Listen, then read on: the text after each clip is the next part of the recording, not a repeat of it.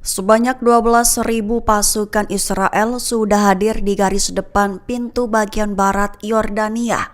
Mengutip Tribun News pada 18 Februari, kabar itu diumumkan dalam laporan sumber utama Kaberni pada 17 Februari 2025.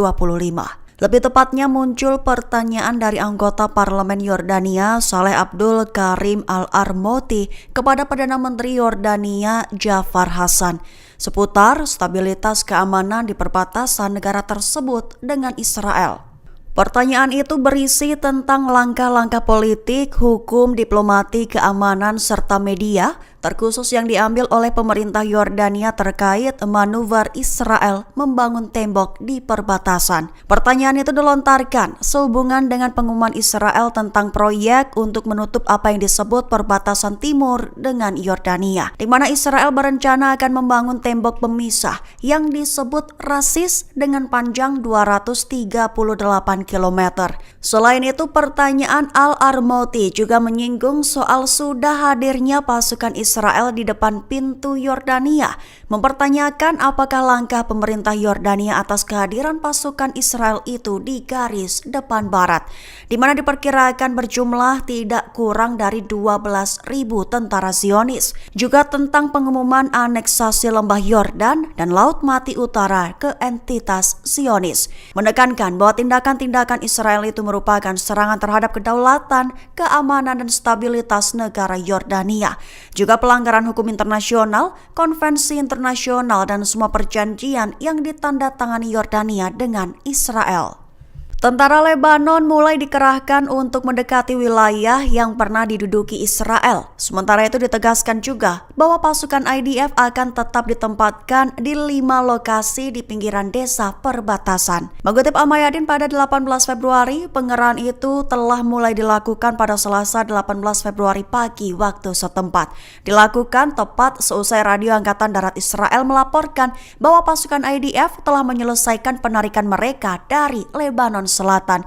Sembari ditekankan tetap ditempatkannya IDF di 5 lokasi di pinggiran desa perbatasan. Koresponden Al-Mayadin juga melaporkan bahwa tujuan tentara Lebanon dikerahkan karena batas waktu penarikan penuh IDF secara resmi telah tercapai.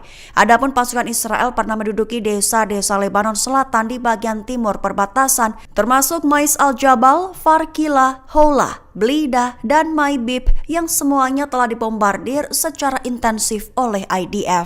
Meskipun ada upaya untuk mengamankan kewajiban penarikan pasukan, upaya Israel bersikeras menduduki 5 titik strategis di dalam wilayah Lebanon itu disebut telah melewati batas waktu.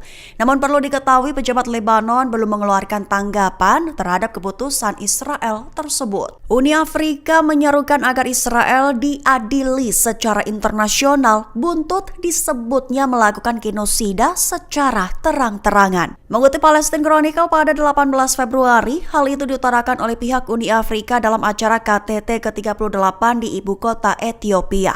Ditegaskan oleh Uni Afrika bahwa Israel melakukan genosida terhadap rakyat Palestina. Dengan begitu Israel diklaimnya harus dituntut secara internasional. Tak sebatas itu, Uni Afrika juga menyerukan diakhirinya kerjasama dan normalisasi dengan Israel, durasi waktunya sampai Israel mengakhiri pendudukan dan agresinya terhadap Palestina. Perlu diketahui di dalam KTT juga membahas tuntutan pembebasan segera semua tahanan Palestina, serta menegaskan bahwa pemindahan paksa warga Palestina dari tanah mereka tidak dapat diterima dan melanggar hukum internasional.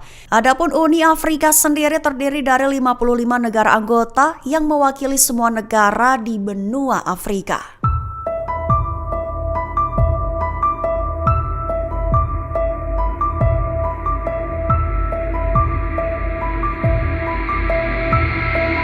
Israel mengumumkan telah membentuk badan khusus untuk keberangkatan sukarela warga Gaza ke luar negeri. Mengutip Tribun News pada 18 Februari, hal itu diumumkan oleh Kementerian Pertahanan Israel dalam pernyataannya Senin 17 Februari 2025. Lebih tepatnya, Menteri Katz mengadakan pertemuan mengenai keberangkatan sukarela penduduk Gaza. Pada akhirnya memutuskan untuk membentuk direktorat di Kementerian Pertahanan untuk apa yang disebutnya keberangkatan sukarela penduduk Gaza. Adapun rencana awal terkait pembentukan badan itu termasuk bantuan besar yang akan memungkinkan penduduk jalur Gaza yang ingin beremigrasi secara sukarela ke negara ketiga untuk menerima paket komprehensif.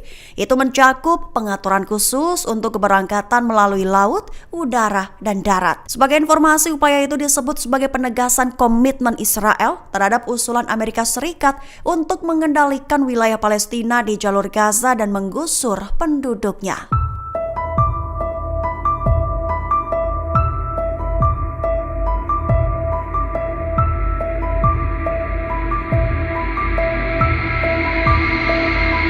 IDF sengaja meletakkan mayat-mayat palsu di jalan-jalan di beberapa kota di Lebanon Selatan. Gadis berusia 14 tahun bernama Khadijah Atawi ditembak dan dibunuh oleh pasukan Israel pada Minggu 16 Februari 2025. Mengutip Roya News, pada 18 Februari, lokasi penembakan Khadijah terjadi saat penduduk memasuki desa Hola, Marjayon di Lebanon Selatan.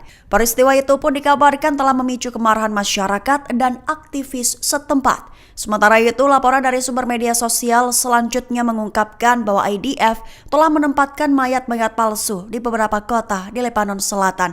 Tujuannya diklaim untuk melakukan adegan mati syahid. Mereka yang mencoba memindahkan mayat-mayat palsu tersebut dilaporkan ditembak juga oleh pasukan Israel.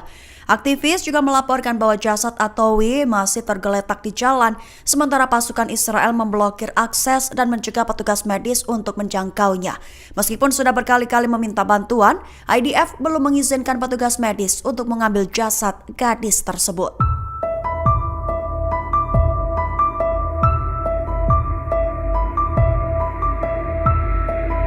Berniat dan percaya telah membunuh warga Palestina, orang Yahudi justru salah sasaran. Terlanjur lesatkan 17 tembakan brutal, tapi justru melukai 2 pemukim Yahudi Israel sendiri. Mengutip Tribun News, pada 18 Februari, lokasi kejadian berada di Miami Beach, Miami, Florida pada Sabtu 15 Februari 2025.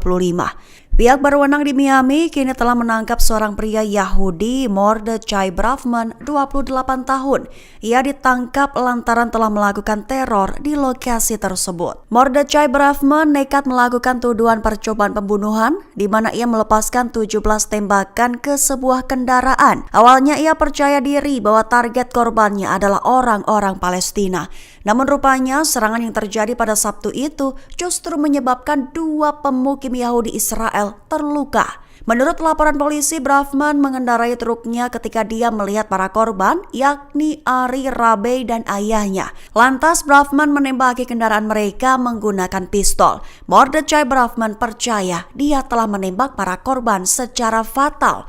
Namun tidak ada korban yang terbunuh, 1 menderita luka bahu sedangkan yang lain selamat. Warga Lebanon mengaku menunggu uluran tangan Hizbollah, terkhusus untuk membantu mereka dalam memperbaiki rumah yang sebelumnya hancur oleh serangan pasukan Israel. Mengutip Tribun News, pada 18 Februari, hal itu menurut laporan dari sumber utama Times of Israel beberapa waktu ini. Diketahui IDF mulai menarik diri dari Lebanon Selatan pada Selasa 18 Februari 2025.